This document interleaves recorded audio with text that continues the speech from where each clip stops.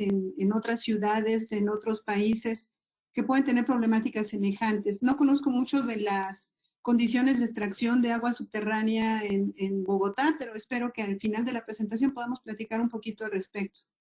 Como bien comentabas, yo pertenezco a un grupo de trabajo de la UNESCO que se llama Iniciativa Internacional de Subsidencia del Terreno, que pertenece al Programa Hidrológico Internacional.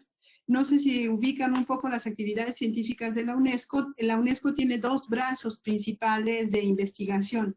Una es la parte de ciencias de la Tierra a través del programa precisamente de geociencias, y su otro gran brazo científico es el Programa Hidrológico Internacional. Bueno, ya cambió, ya no se llama internacional, sino que se llama intergubernamental. La parte interesante de este programa, bueno, ambos programas se manejan de una manera distinta. El de geociencias es como un poco más convencional, trabaja a manera de proyectos y que la comunidad científica internacional propone, se asocian de manera libre, hacen una propuesta de proyecto común, de colaboración, se evalúa, se aprueba y se va adelante con ese proyecto, ¿no? Ese es más o menos como trabaja geociencias. El programa intergubernamental hidrológico es mucho más interesante porque está más socializado y más politizado. Si un grupo de trabajo, una iniciativa o un proyecto forma parte de este programa, significa que ya tuvo el visto bueno de su país. Hay representantes del IHP o del PHI, como lo quieran decir en inglés o en español. En cada país hay delegaciones especiales del PHI en cada país. Y ese país recaba información a sus autoridades sobre los principales problemas que pudieran tener relacionados, como es un programa hidrológico, pues con el agua, ¿no? Ya sea contaminación de acuíferos transfronterizos, el abastecimiento de agua en ciudades, sequías extremas, manejo de información, y en este caso el nuestro es el programa de subsidencia del terreno. Un poquito bueno, ahorita vamos a hablar un poco más adelante en la introducción, pero para quien no está familiarizado con el tema, el concepto de subsidencia es un descenso del nivel de la superficie terrestre, pero generalizado. No son hundimientos locales, es un hundimiento que puede afectar una colonia, una ciudad entera y diferentes regiones. Aquí les puse una pequeñita frase de introducción. En términos generales es la elevación de la Tierra, pero esto también puede tener un origen tectónico de movimiento. Nosotros aquí nos estamos refiriendo nada más a la pérdida de elevación por la extracción de agua subterránea, que también puede haber subsidencia asociada a la extracción de gas, a la extracción de petróleos, incluso a la extracción de materiales sólidos. Poco a poco, conforme vamos avanzando en este siglo, este fenómeno se ve acrecentado un poco cada vez más, precisamente con una relación directa con el cambio climático, con la variación en la frecuencia de las precipitaciones, la intensidad, luego las precipitaciones torrenciales que ocasionan inundación, en fin, son muchas problemáticas que están asociadas. Y conforme van creciendo las manchas urbanas en los distintos países, pues este fenómeno se acrecenta. Y entonces no es nada más el problema de subsidencia, sino todo lo que va alrededor.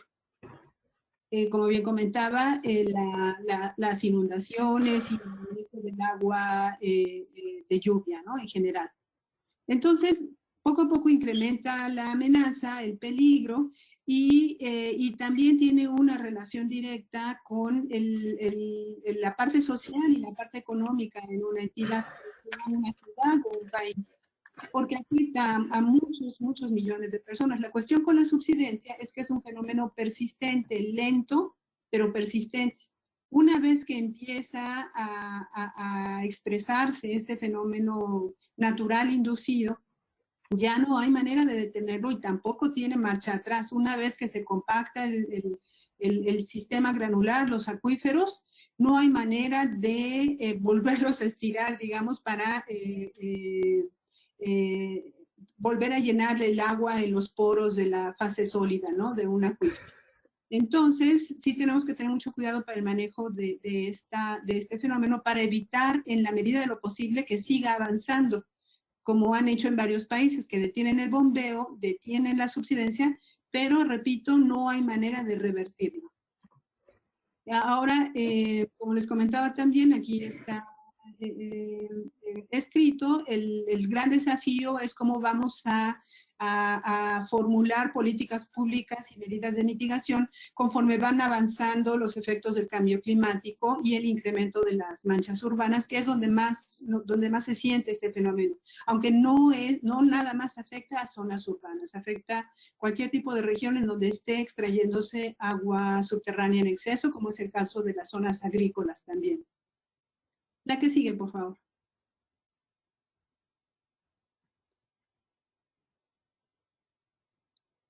Como yo sé que ustedes tienen una formación de ingeniería civil y no sé qué tanto estén relacionados o familiarizados con los fenómenos geológicos, les puse este cuadrito sinóptico de los distintos fenómenos geológicos que se asocian a peligros y a riesgos que afectan a nuestra sociedad, ¿no?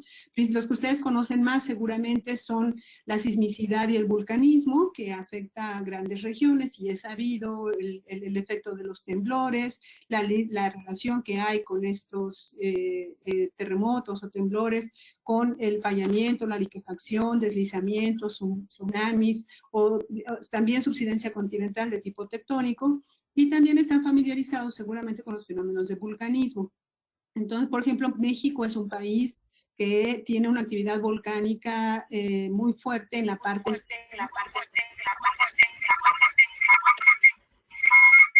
¿Me podrían hacer favor de cerrar?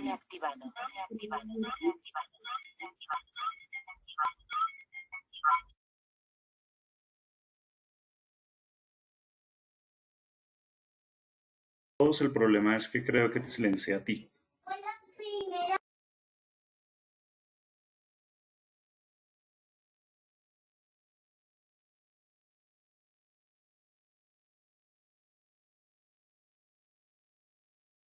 Tienes tu micrófono silenciado por mi culpa.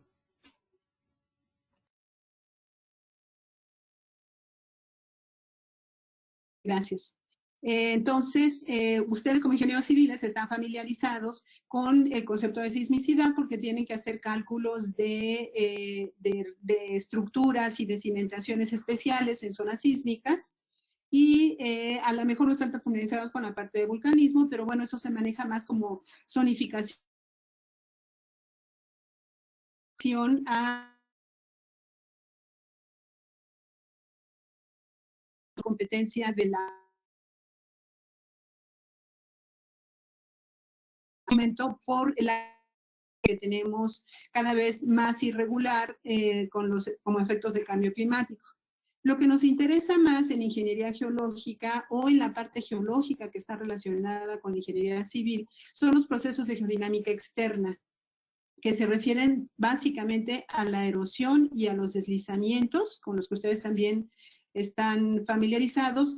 Un deslizamiento o un proceso de remoción en masa es un poco como una inestabilidad de talud, pero a gran escala, con variables mucho más altas en cuanto a las características mecánicas del material, a las condiciones hidrogeológicas y a las pendientes de la vertiente, y al tipo de proceso de remoción en masa. Y uno de los procesos que más complejos es la subsidencia, porque tiene una componente geológica, que son las características de compresibilidad de los materiales, de los sedimentos o de los depósitos volcánicos que están rellenando generalmente una cuenca hidrológica, y tiene una componente hidromecánica o geomecánica que se refiere precisamente a esta compresibilidad de materiales, y la parte hidrogeológica, las condiciones de flujo de agua subterránea. No sé cuál es el caso en Colombia, pero en México tenemos un problema tremendo de abatimiento de agua subterránea. Hace 50 años teníamos los niveles de agua subterránea como a 30 metros de profundidad, 50, y ahorita ya estamos sobre los 100, 150 metros de profundidad. Eso significa que conforme va descendiendo el nivel de agua subterránea, encuentra materiales geológicos más heterogéneos y patrones de flujo más complejos y mucho más difíciles de modelar y de general, ¿no? Por eso, bueno, nosotros aquí en México hemos trabajado para que el fenómeno de subsidencia no sea catalogado nada más como un fenómeno antropogénico local, sino como un fenómeno, un peligro natural geológico que entraría dentro del catálogo de fenómeno inducido, y incluso el abatimiento crítico de aguas subterránea que estamos viviendo en mi país, bueno, pues también se ha catalogado como un peligro geológico. La que sigue, por favor. Hace unos años, bueno, nosotros tenemos, en la Ciudad de México es una de las ciudades que tiene esta problemática desde hace más de 50 años, mejor documentada en el país, ¿no? Y dentro de la misma Ciudad de México hay una municipalidad que se llama Iztapalapa, que es una de las que ha sufrido los efectos más graves de la subsidencia. Nosotros hemos colaborado con esta municipalidad hace ya 10 años y montamos en ese lugar un centro de evaluación de riesgo geológico, precisamente para la valoración de la subsidencia y de sus efectos a la infraestructura urbana y a la sociedad en general en Iztapalapa. Y montamos esta metodología de trabajo que nos ha funcionado muy bien y que está siendo implementada desde hace 10 años en Iztapalapa, ¿no? Entonces empezamos a trabajar con un trabajo convencional de geología urbana que se refiere a la cartografía de formaciones superficiales, excavación de trincheras para hacer levantamiento de perfiles de sedimentos. Todo ese material que se iba caracterizando se lleva al laboratorio para hacer la caracterización de propiedades físicas, volumetría y propiedades mecánicas, básicamente resistencia a corte, compresibilidad y límites de consistencia, una caracterización muy básica. También se hacen estos análisis en materiales inalterados de sondeos geotécnicos, como les comentaba, principalmente es compresibilidad y resistencia al corte, y complementamos estos análisis con prospección geofísica, básicamente con radar de penetración terrestre y con sísmica de ondas superficiales, porque son las que tienen una relación directa con las propiedades mecánicas de los materiales granulares. De manera simultánea, hacemos una recopilación de información de las condiciones de extracción de agua subterránea y hacemos correlación de registros litológicos y análisis de la evolución de niveles piezométricos. Digamos que ese es como todo el kit, digamos, de análisis geológicos, geofísicos y geotécnicos que se hacen cotidianamente en el Centro de Evaluación de Riesgo Geológico en las diferentes zonas problemáticas de Iztapalapa. Una vez que se tiene esta información que cambia todos los días, se integran en un sistema de información geográfica y se elaboran mapas temáticos con cada uno de estos tipos de información y se hacen bases de datos que se correlacionan entre sí para poder generar atlas de riesgo. No sé cómo lo manejan ustedes, pero acá en México hacemos una diferencia entre peligro, vulnerabilidad y riesgo. El riesgo es la convolución del peligro y de la vulnerabilidad. Entonces, hacemos mapas de peligro, hacemos mapas de vulnerabilidad, pero hasta que no valoramos qué efecto van a tener estas características de manera cuantitativa y cualitativa, tanto social como económicamente, hasta entonces le llamamos mapas de riesgo. Y una vez que ya tenemos estos mapas, sigue la siguiente fase, que es la del monitoreo. Tenemos que hacer, tenemos estaciones de monitoreo de formación superficial. Ahorita estoy trabajando precisamente con ellos en el montaje de una estación de deformación profunda. Y trabajamos también con imágenes de percepción remota, que podrían ser imágenes satelitales o imágenes de radar, para hacer interferometría de radar y valorar las tasas de subsidencia que afectan a diferentes regiones, ¿no?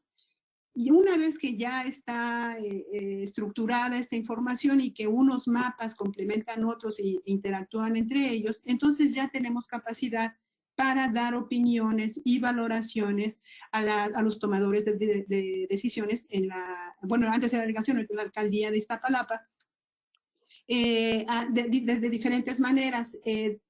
Trabajamos generalmente con el director general de obras, el director general de servicios urbanos y la Dirección General de Protección Civil, que son quienes atienden los daños ocasionados por la subsidencia en sus diferentes facetas: cimentaciones, ductos, vialidades y afectaciones sociales, ¿no? En la parte de protección civil.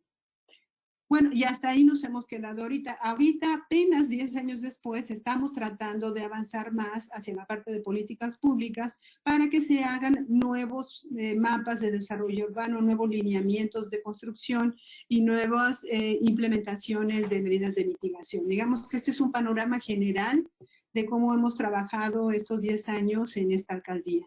¿La que sigue?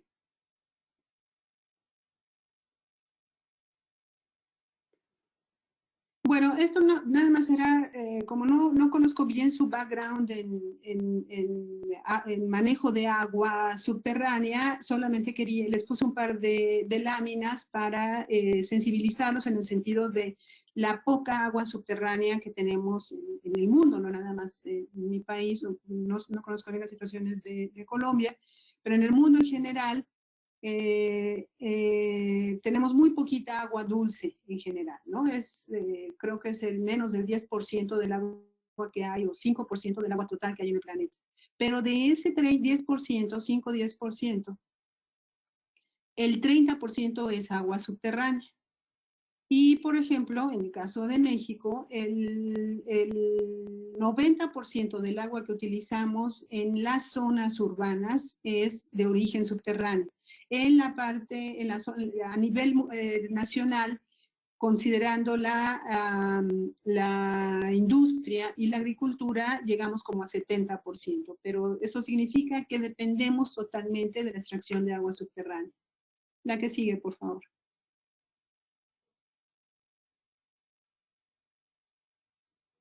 Seguramente ya vieron este diagramita del ciclo del agua en alguna de sus clases de hidrología y no sé si llevan hidrogeología, pero es muy intuitivo, ¿no? Este diagrama. Tenemos unas zonas de recarga, no tengo cursor, bueno, les iré indicando.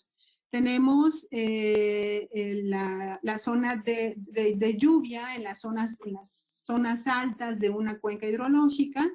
Esta lluvia que se presenta, que escurre por las laderas de las zonas altas, una parte escurre, otra parte se infiltra.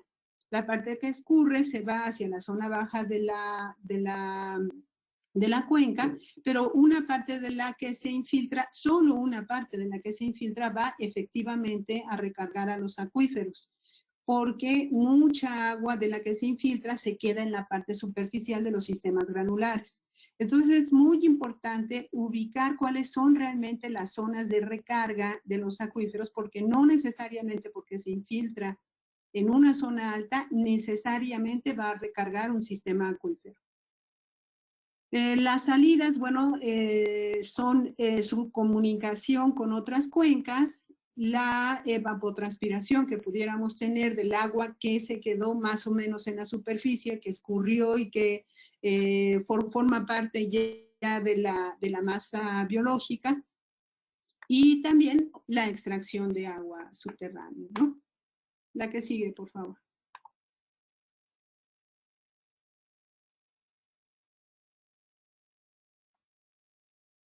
Si tienen alguna duda, por favor, interrúmpanme, porque no sé bien si quieren que ahondemos en algún tema en particular. Muy bien, como les comentaba, en este diagramita se puede observar mejor qué es lo que le pasa al agua una vez que se infiltra.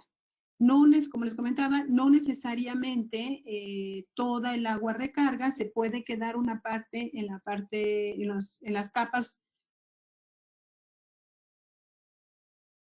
puede incorporarse con otros sistemas de agua o puede escurrir si hay un nivel freático hacia los cuerpos de agua cercanos. y solamente la que encuentra una manera de pasar baja hasta los sistemas de flujo de agua subterránea y se incorpora a los acuíferos, que después son estos acuíferos precisamente de donde bombeamos agua para el abastecimiento de este líquido para fines industriales, agrícolas y urbanos, ¿no? La que sigue, por favor.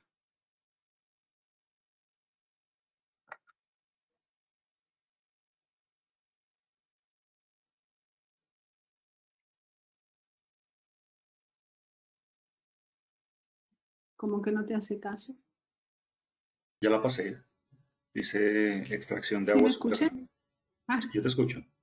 Es que hay un delay, hay un a retraso ver si en la está un señal. poco lenta la red. Sí. ¿Me puedes poner la siguiente, ¿Ya por la puedes favor? ver? ¿No? ¿No ha cambiado?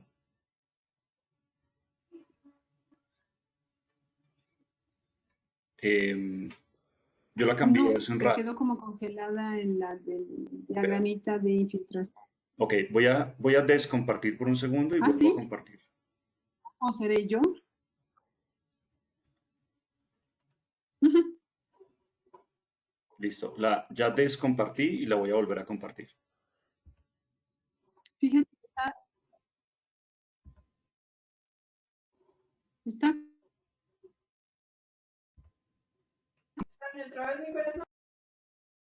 Viendo la misma. aprovechando que ya se congeló esta, si quieren ya al final platicamos, si ustedes tienen clara la diferencia entre un nivel de agua freática, que lo vemos ahí, y un nivel de agua piezométrica, para que lo discutamos si quieren más adelante. Cuando estamos abatiendo el agua subterránea, estamos abatiendo los niveles de agua piezométrica, no necesariamente el agua freática. Pero si quieren lo discutimos con más calma después. Ya se activó, Ok, Joan, gracias. listo. Estas caricaturas casi siempre se las enseño a los políticos para que me entiendan bien a qué me refiero con extracción de agua subterránea.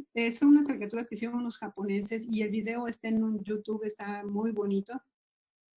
Y se refiere precisamente a que cuando estás extrayendo agua subterránea de las capas del subsuelo, pues son capas de diferente naturaleza física y mecánica, entonces van a tener tasas de deformación diferentes y se van a comportar de manera diferente de acuerdo a sus condiciones de rigidez y de compresibilidad, dependiendo de cuál es el ritmo de extracción de agua subterránea o de dónde la está sacando. ¿Me pones la que sigue, por favor?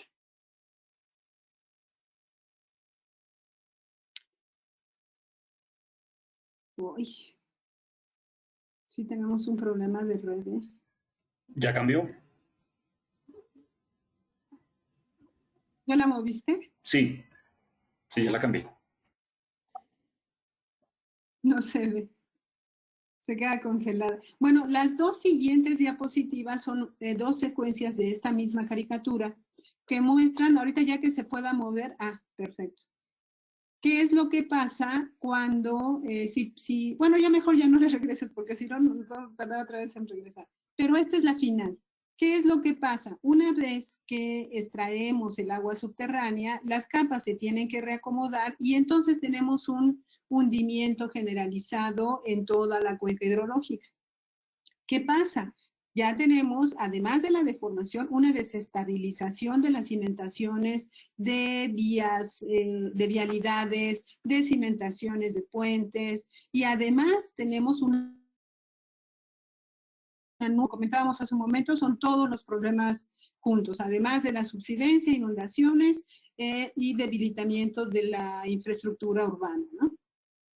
Eso en el supuesto de que nada más haya subsidencia, porque muchas veces la subsidencia está asociada al fracturamiento. Y ahí además tenemos que integrar la parte de ruptura de tuberías, de agua, de abastecimiento de agua potable y de drenaje. Y de vialidades, por supuesto, ¿no?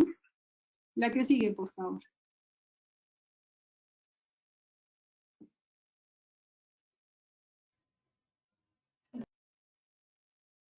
Se queda congelado. Ya cambió. Yo creo que es simplemente el delay en la señal.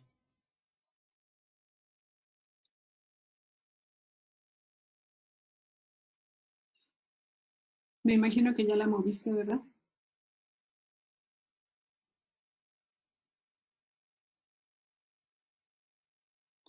Entonces, si además de tener esto, tienen el infortunio de vivir en una zona sísmica, ya se imaginarán el efecto, ¿no? Para para toda la infraestructura urbana, como es el caso de la Ciudad de México.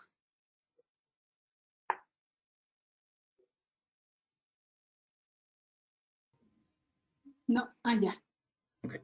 Lo que tenemos, por ejemplo, en la Ciudad de México, que es lo que les comentaba de las fracturas, es que, y no es solamente en la Ciudad de México, sino en toda la parte central de mi país, es que tenemos un volcanismo muy joven que forma lo que se llama la faja volcánica transmexicana. Y además, y la mayor parte de las capitales de las ciudades más pobladas están precisamente en los valles volcánicos de esta faja volcánica transmexicana.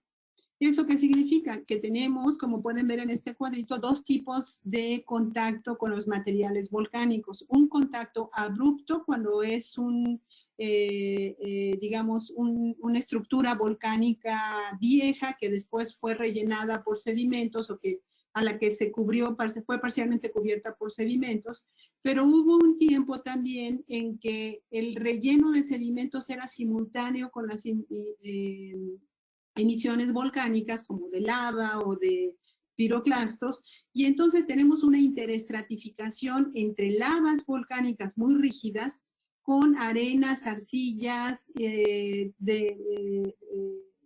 producto de alteración y producto de actividad piroclástica muy suaves y altamente compresibles. Entonces tenemos dos tipos de rupturas en los valles volcánicos de este tipo, obviamente además de un basamento fracturado o fallado por la misma historia tectónica de la cuenca del Valle de México. Entonces tenemos materiales con diferente reología, diferentes condiciones de flujo, que se comportan de una manera diferente y precisamente estas diferencias en la deformación ocasionan el fracturamiento del subsuelo a diferentes escalas.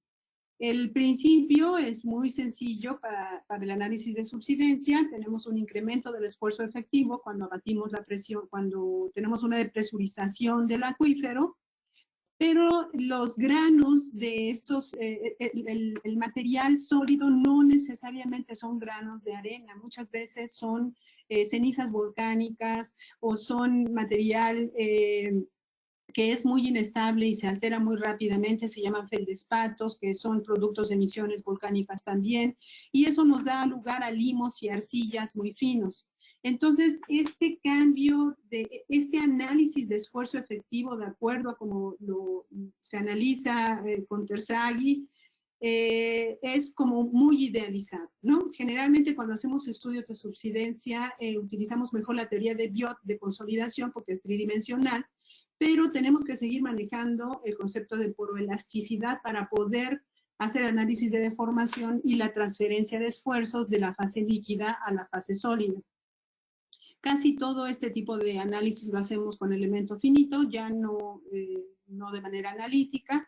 Y bueno, hemos identificado y caracterizado diferentes tipos de fracturamiento en sistemas de este tipo. Microfracturamiento generalmente asociado al exceso de bombeo, fracturas asociadas a la desecación de las propias arcillas, que es lo que se llama en sentido propio grietas de desecación, asociados también al exceso de bombeo, las fuerzas de filtración, el abatimiento piezométrico en sentido propio y la deformación diferencial precisamente asociada a este abatimiento, más la propagación de fracturas asociadas a la topografía del basamento, sobre todo en zonas de falla. Si a esto le agregamos la actividad sísmica, pues tenemos otro segundo detonador para hacer para que se mueva toda esta masa, ¿no? A lo mejor es un poco demasiado lo que les estoy diciendo, pero es un poco para mostrarles la complejidad del sistema que tenemos que analizar. La que sigue, por favor. De todas maneras, espero sus preguntas al final.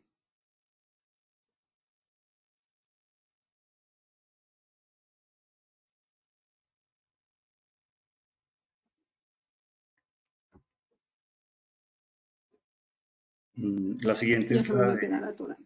Land Subsidence de UNESCO. Creo que esta es la última diapositiva de conceptos generales. Sí.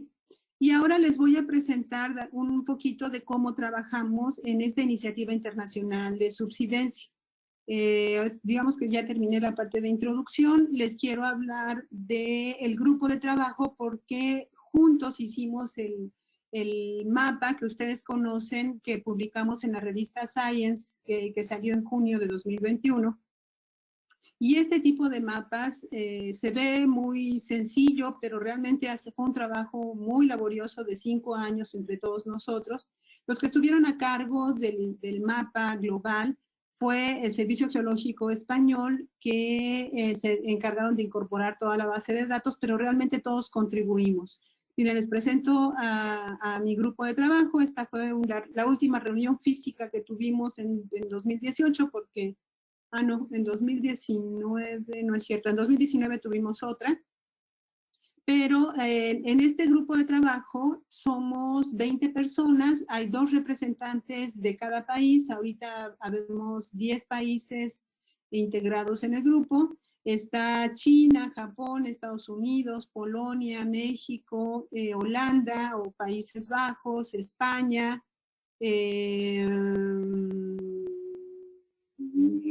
y creo que ya, son 11 países más o menos.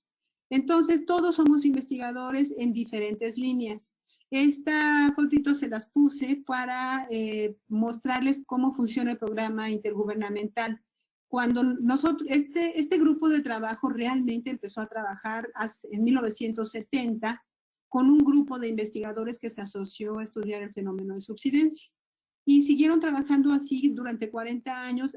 Su principal actividad era organizar el Congreso Internacional cada 5 años y publicar algunas cosas en conjunto, pero no tenían realmente grandes implicaciones como colaboradores científicos internacionales. Gracias a este antecedente, por supuesto, y a lo avanzado que está esta problemática en el mundo, tuvimos el apoyo de diferentes países en 2018 para hacer que este grupo de trabajo se convirtiera en una iniciativa internacional. Como les comentaba al inicio, el hecho de que sea una iniciativa significa que los gobiernos de los países están conscientes del problema y están comprometidos a tomar cartas en el asunto, están comprometidos a decir, tenemos esta problemática en nuestro país y tenemos que hacer diferentes acciones de política pública para atender a este problema, ¿no? Por eso es tan interesante que sea un organismo intergubernamental. Como les decía, las principales actividades de este grupo pues eran la organización de los simposios internacionales que se hacen cada 5 años. Estábamos por llevar a cabo en 2020 el 10º en Holanda, en los Países Bajos, pero pues se pospuso y ahora yo creo que lo vamos a hacer en 2022. Las memorias son de acceso libre, digamos que presentan el estado del arte de este fenómeno en el mundo, y todos, son como nuestras olimpiadas, ¿no? Hacemos todo nuestro trabajo local durante muchos meses, muchos años, para poderlo presentar y compartir con nuestros colegas en estos simposios. Además de que organizamos sesiones especiales sobre subsidencia en las reuniones de la American Geophysical Union, de la European Geophysical Union, de la Geological Society of America y de muchas otras reuniones internacionales, ¿no? Aquí en la parte de abajo pueden ver la URL de la LACI para que puedan acceder y bueno, ahí van a encontrar información como conceptos generales de subsidencia, un mapita interactivo en donde pueden ver en dónde están ocurriendo los diferentes fenómenos de subsidencia, las memorias de los congresos, quiénes trabajamos, en qué estamos trabajando, si tenemos cursos o algún evento anual. Ahora estamos trabajando precisamente en implementar webinarios y cursos en línea precisamente por esta nueva realidad, ¿no?, que vivimos todos. Y está, obviamente, una liga al mapa global que ustedes conocen de Science. Ahorita vamos a hablar un poquito más adelante. La que sigue, por favor.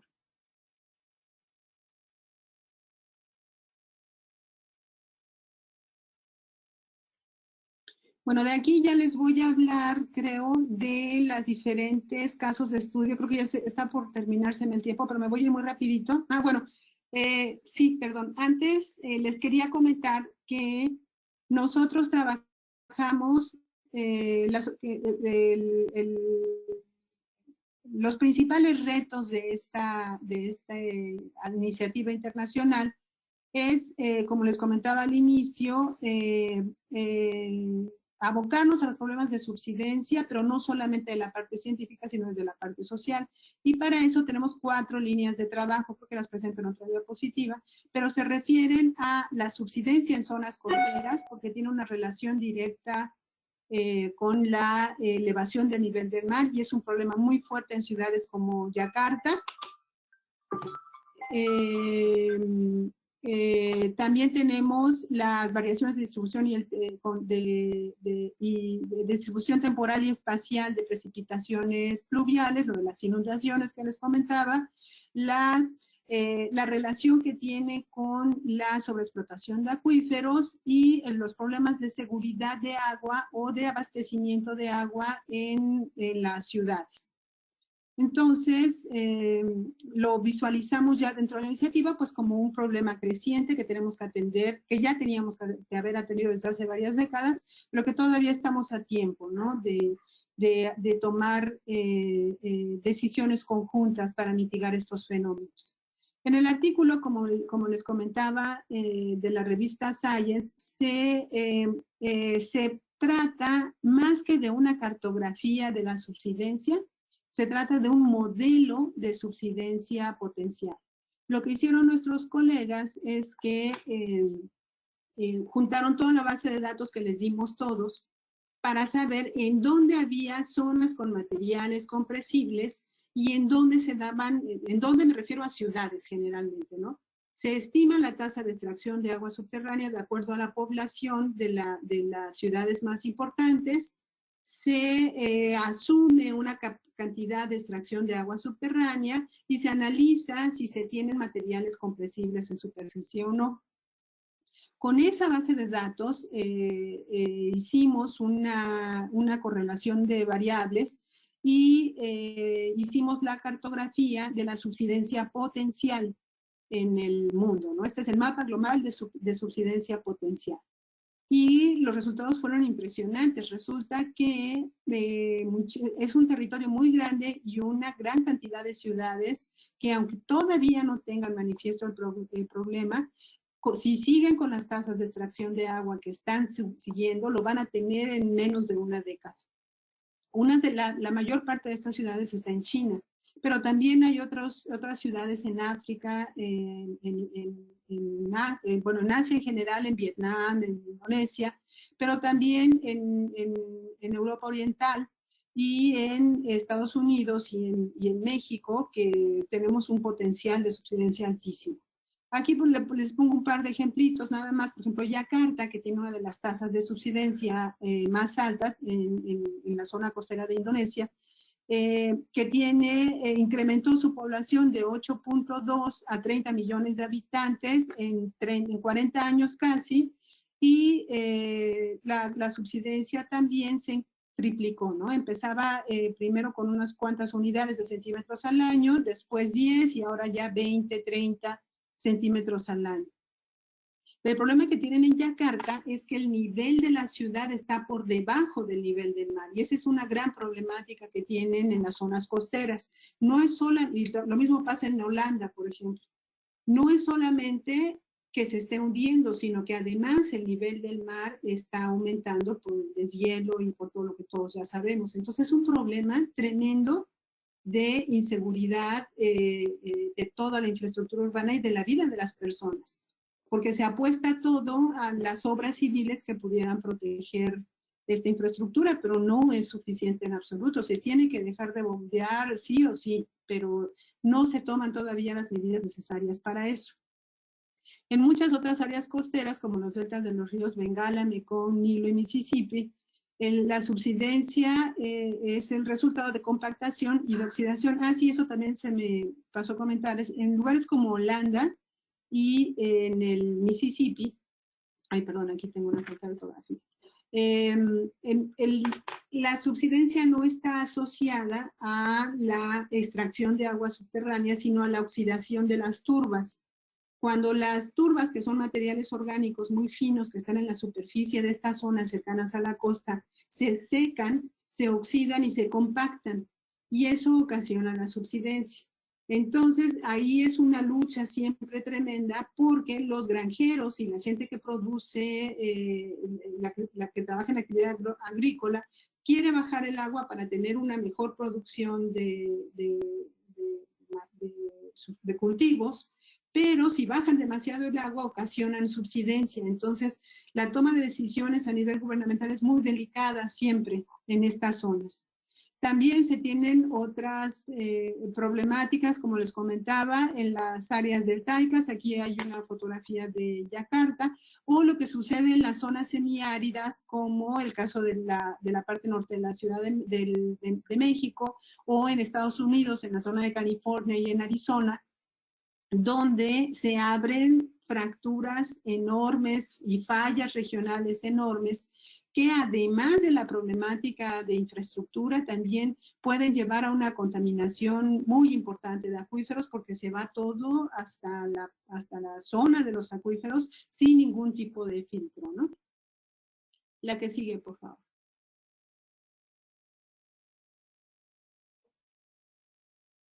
Bueno, eso ya lo platiqué, si quieren me lo brinco para avanzar un poquito más rápido.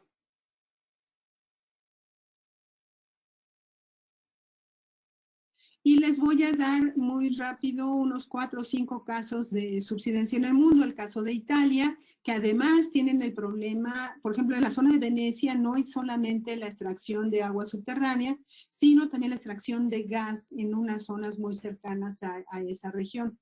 Entonces, ahí tienen una doble problemática. Y además, bueno, hay que proteger el patrimonio cultural de la ciudad, ¿no? Pero básicamente se tiene problemas asociados a extracción de agua y problemas asociados a extracción de gas en esa zona. La que sigue, por favor. Ahí trabajan nuestros colegas Pietro Teatini y Luigi Tozzi. En China, Shanghái es una de las ciudades que tiene la mayor cantidad de estaciones de monitoreo, creo que tienen 74 nada más en la ciudad de monitoreo profundo, pero no es la única ciudad con esta problemática. Obviamente el problema es muy fuerte en Shanghái porque es el portal económico de China, pero en Beijing y en otras ciudades ya dentro del país tienen graves problemas de subsidencia y de abatimiento de agua subterránea. Ahí trabaja, como parte de nuestra iniciativa, trabaja la doctora Xu Yunye de la Universidad de Nanjing y Jaime Wang del Servicio Geológico.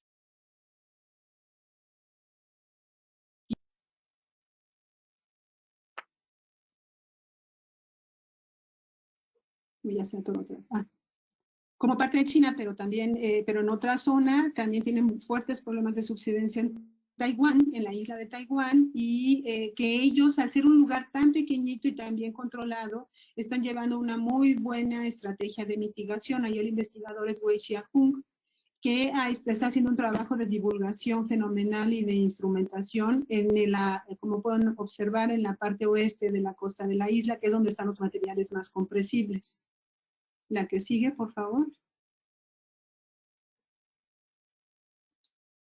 Como les comentaba, en los Países Bajos, como en Delft, tenemos el problema de la oxidación de las turbas. Y les quería comentar que precisamente por ser un país tan pequeño y tener un problema tan viejo ya de más de 1000 años, porque desde que nació este país, de toda su historia, le han ganado terreno al mar. Y es una lucha constante entre invasión marina y ganar terreno para construcción y proteger las construcciones, que son muy buenos en todo lo que se refiere a monitoreo y políticas públicas. Han implementado varios sistemas de monitoreo de deformación, modelos numéricos de simulación y políticas públicas que consideran todo el análisis de costos, cuantificación de daños, el análisis de riesgo en sentido propio. Digamos, yo creo que ellos tienen la punta en todo el mundo de de integración de políticas públicas, precisamente porque es un problema muy localizado y es un país relativamente pequeño. La que sigue, por favor.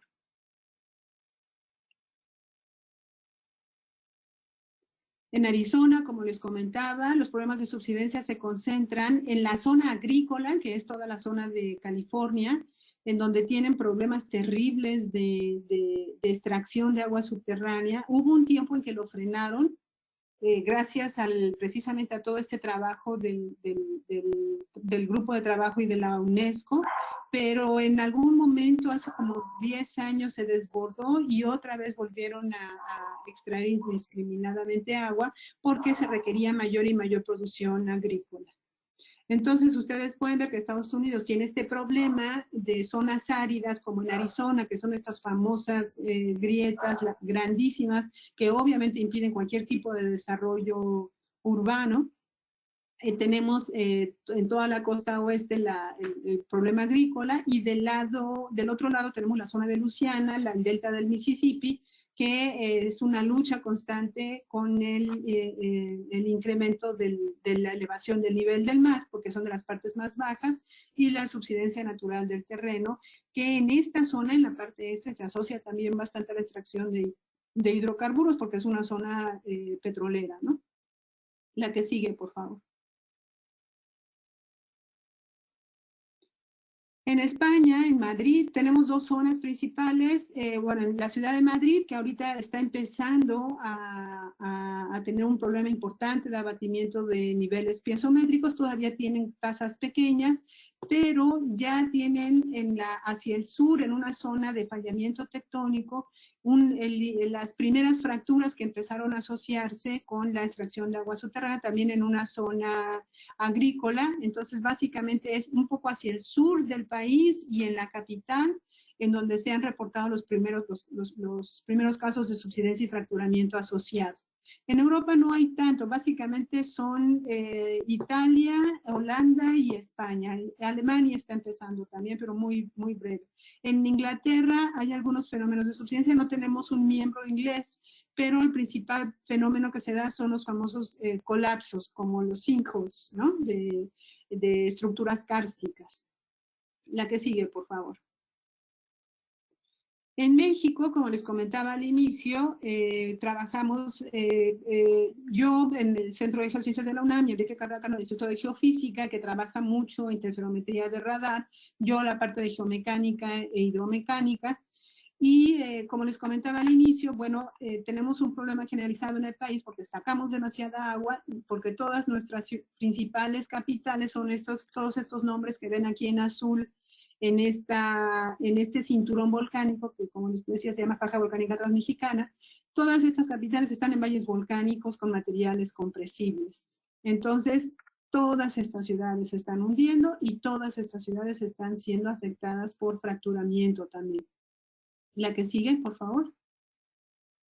Ya me excedí, me voy a ir lo más rápido posible.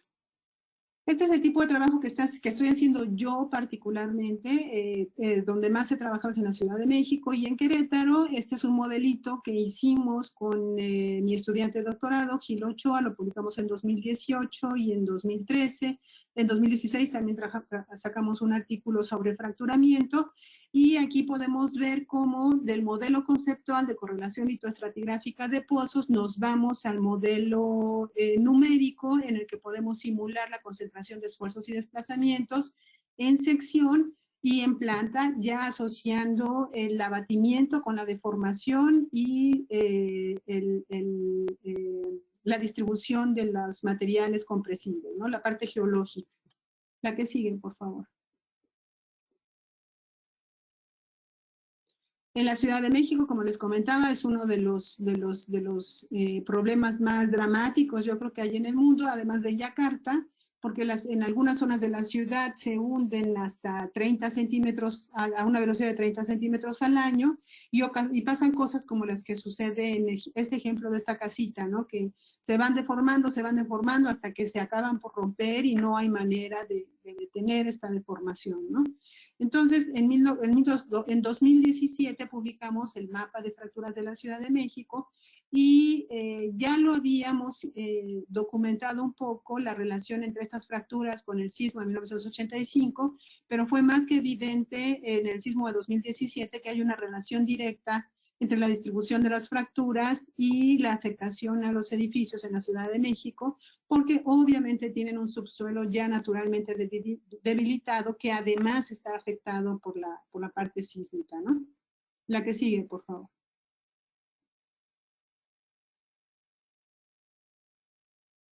Este es el mapa global que ustedes conocen de la revista Science. Como les comentaba, es un modelo de subsidencia potencial, no es una cartografía en sentido propio. Entonces, si ustedes observan en dónde se concentra en la parte media de África, hay mucha subsidencia potencial en Asia, en la costa oeste este de Estados Unidos, y si se fijan, se ubican Colombia y Venezuela, es una zona que también ya está catalogada como problemática, y también hacia Argentina, en la parte sur. Les quería comentar que como yo dejé la presidencia el año pasado, ahorita de aquí en adelante me quiero abocar a establecer condiciones de colaboración con los países de América Latina. Ahorita les voy a comentar un poquito más. La que sigue, por favor. Ahorita vamos, como LACI, como iniciativa internacional, un grupo de nosotros está dirigido, nos dividimos como en 3 para buscar nuevas colaboraciones para LACI. Una parte se va hacia Asia, a países como Vietnam, Tailandia, Camboya, a la parte de India, en Irán también tiene unos problemas tremendos. Otros de colaboradores están trabajando ya en África, y a mí me interesa mucho desarrollar la parte de América Latina. Realmente, representantes de América Latina nada más somos Enrique Cabral y yo, no hay nadie más. Entonces, además de México, bueno, pues está muy interesante lo que están haciendo ahorita en Colombia. Ahorita les voy a presentar los resultados de un colega suyo del Servicio Geológico Mexicano.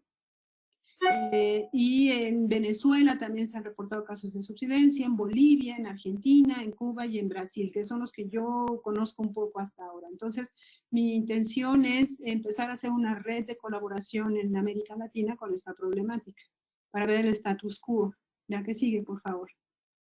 Este es el mapa que acaba de publicar Héctor Mora Páez, del Servicio Geológico Colombiano. Hicieron un libro precioso de la geología de Colombia, y Héctor ya publicó las primeras tasas de subsidencia para la ciudad de Colombia, que están bastante interesantes. Hay zonas que pasan ya en los 6 centímetros, ¿no? Entiendo yo, por año. Aquí está Héctor con nosotros, me permití invitarlo para compartirle su trabajo. Se están teniendo tasas de subsidencia importantes, y yo creo que hay mucho trabajo por hacer, para empezar en la ciudad, pero creo que también en otras localidades de Colombia. Creo que ya terminé. La que sigue, por favor. Sí, ya terminé. Muchas gracias. Dora, muchas gracias por tu presentación, fue excelente. Muchas gracias también por tu tiempo. Creo que es un tema que es absolutamente clave para nosotros acá en Colombia, pues en particular en Bogotá, sin ir más lejos. Y de verdad, muchas gracias por compartir tu experticia y tu experiencia también liderando esta iniciativa internacional.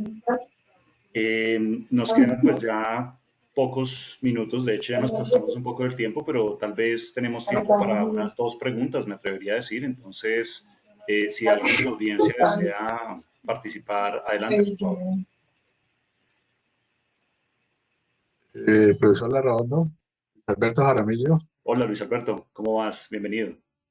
Adelante. Bien, aquí estamos con nuestros estudiantes de ambiental. Buenísimo. Bueno, quería preguntarle a la doctora ahora y agradecerle mucho su interesante disertación, en el sentido de cómo debemos arrancar nosotros, cómo comenzar a trabajar este tema, qué debemos hacer, diagnósticos, cómo podemos generar acciones a corto, mediano y largo plazo. Mira, como nosotros trabajamos en México, es que cada grupo de trabajo es independiente del otro, es como hemos trabajado. Y ahorita yo me di a la tarea en 2017 y de crear el grupo mexicano de subsidencia. Es muy importante que estén en contacto con el PHI, se llaman Comités Nacionales del Programa Hidrológico Internacional. Yo creo que el paso número uno es entrar en contacto con el PHI en Colombia, decirles, somos tal y tal grupo de investigación. Ahorita, por ejemplo, que me está comentando de este grupo de ambiental o de alguna otra universidad. El servicio geológico que ya tiene su línea de trabajo definida con Héctor. Ustedes en la Javeriana, en fin, empezar a documentar los casos de estudio, establecer el status quo de la problemática, ya sea en Bogotá o en identificar si hay otras ciudades con este fenómeno y ponerse en contacto con sus representantes nacionales del PHI. Eso es muy importante. Excelente, muchas gracias. Y pues diría que nos queda tiempo para una pregunta más, si alguien más de la audiencia desea participar. ¿Me escuchan? Héctor, sí, adelante, por favor, bienvenido. De nuevo. Dora, muchas gracias por la presentación, muchas gracias, profesor Larraondo, por la invitación. A ver, nosotros empezamos hace un poco de años, te acordarás, Dora, que yo te contacté un poco de años atrás, precisamente para este tema. Y hasta ahora lo que hemos hecho es una evaluación cuantitativa, ¿cierto? En la ciudad de Bogotá. En estos momentos estamos extendiendo nuestro estudio a toda la sabana de Bogotá. Pero también estamos trabajando en Cartagena y estamos trabajando en Barranquilla. Y en Cartagena hemos encontrado unos valores de subsidencia y además algo muy interesante para hacer la corrección correspondiente al mareógrafo y la estimación del verdadero valor del nivel del mar.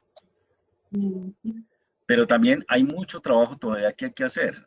Y precisamente con Dora conversábamos, precisamente cuando ella me preguntaba, hay que hacer un modelamiento hidrogeológico, pero también necesitamos ver todo lo que tiene que ver con precipitación de la zona, niveles piezométricos, la parte geotécnica, es decir, todos los perfiles litológicos que existan.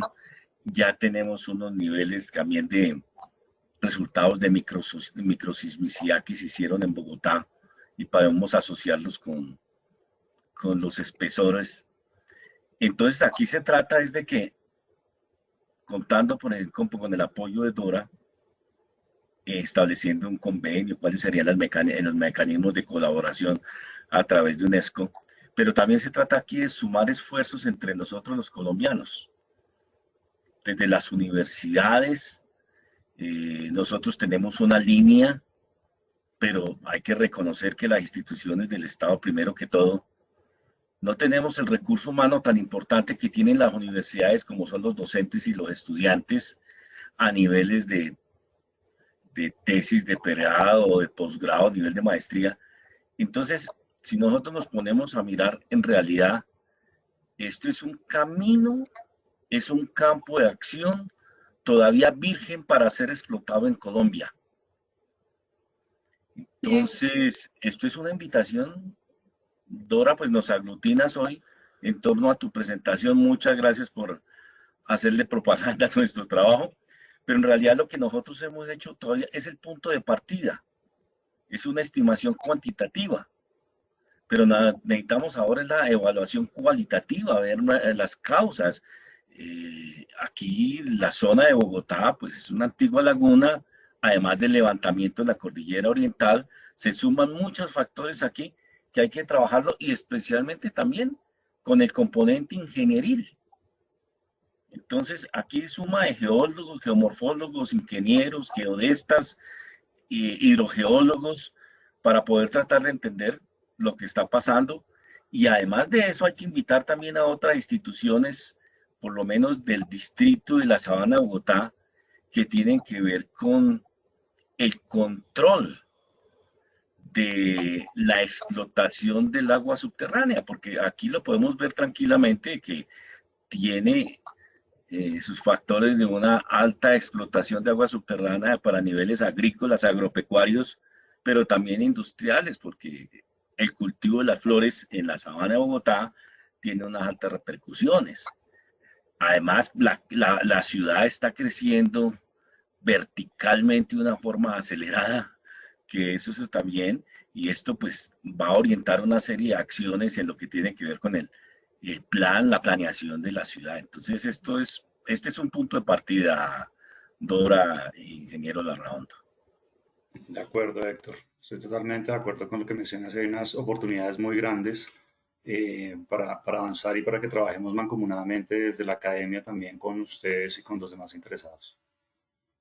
Muy bien. De nuevo, pues dime, Dora, adelante. No, perdón, nada más te quería. Las tesis es una de las mejores maneras de colaborar. Es un ganar-ganar, ¿no? Los chicos Correcto. aprenden muchísimo y tienen mucha utilidad para el conocimiento. Correcto. Bueno, muy bien. Dora, no me resta más que agradecerte tu tiempo. Fue una excelente presentación. Muchas gracias por compartir tu experticia con nosotros.